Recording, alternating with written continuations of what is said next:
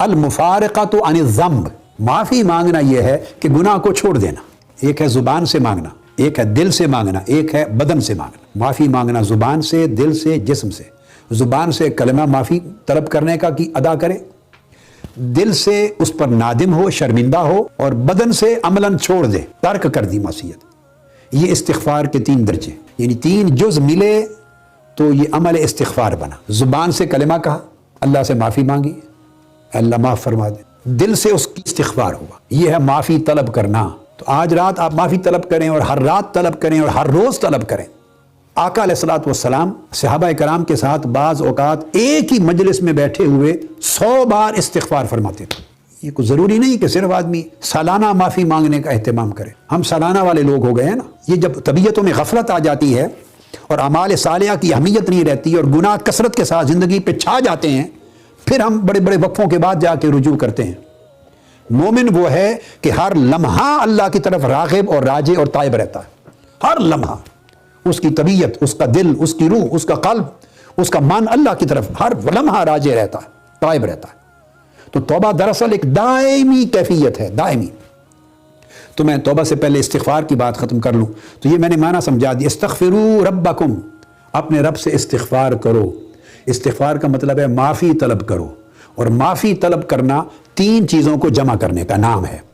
ज़ुबान से माफ़ी मांगें, दिल से किए हुए गुनाह पर शर्मिंदा हो अल्लाह के हुजूर, और बदन से उसको तर्क कर दें, छोड़ दें. जब आपने छोड़ दिया तो ये मुफारका हुआ, उस गुनाह से आप जुदा हो गए. तो गुनाह से जुदा होने का नाम इस्तिग़फ़ार है.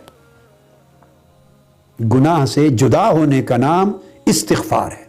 ये फिर गुनाह पर शर्मिंदा हुए और गुनाह से जुदा हो गए तो इस्तिग़फ़ार हुआ, मगर नेकी की तरफ, ताअत की तरफ, इबादत और अल्लाह की बंदगी की तरफ पलटे नहीं तो तौबा नहीं हुई.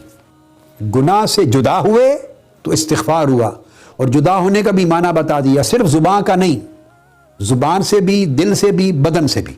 ये जब मुफारका कामिल हुआ, ज़ुबान से भी, दिल से भी, बदन से भी. ज़ुबान से माफ़ी मांगी, दिल से अपने किए जुल्म पर नदामत, शर्मिंदगी की अमल पर, उस किए पर, और बदन से तर्क कर दिया, उस अमल को छोड़ दिया. तो ये चीज़ें तीनों मिली तो इससे तो हुआ इस्तिग़फ़ार. तौबा भी नहीं हुई. अब आप इत्तेफाक करेंगे मेरी बात से कि हमारी पूरी ज़िंदगी में हम जो कुछ तौबा के नाम पे करते हैं, दरअसल वो सिर्फ इस्तिग़फ़ार होता है. हम तौबा में दाखिल ही नहीं होते. तो इस्तिग़फ़ार दरवाज़ा है. तौबा फिर आगे उसके अंदर गुजर के फिर घर आता है, सेन आता है, और इनाबा फिर उसके बाद सेन छोड़ के अंदर कमरे में, हुजरे में दाखिल होते हैं तो इनाबा आती है. तो ये तो इस्तिग़फ़ार है. सिर्फ दरवाजे पर खड़े हैं, माफ़ी मांग ली, गुनाह को छोड़ दिया. भाई ये तो एक जुल्म किया था, नाफरमानी की थी, अल्लाह की नाफरमानी की थी, उसको तर्क कर दिया, तो आप वहीं के वहीं खड़े हैं, इस्तिग़फ़ार हो गया. तो अल्लाह पाक ने आपकी वो जो जुल्म लिखा गया था, गुनाह लिखा गया था, उसको मिटा दिया. अभी तौबा नहीं की. तौबा है अर्रुजू इलत्ताअह.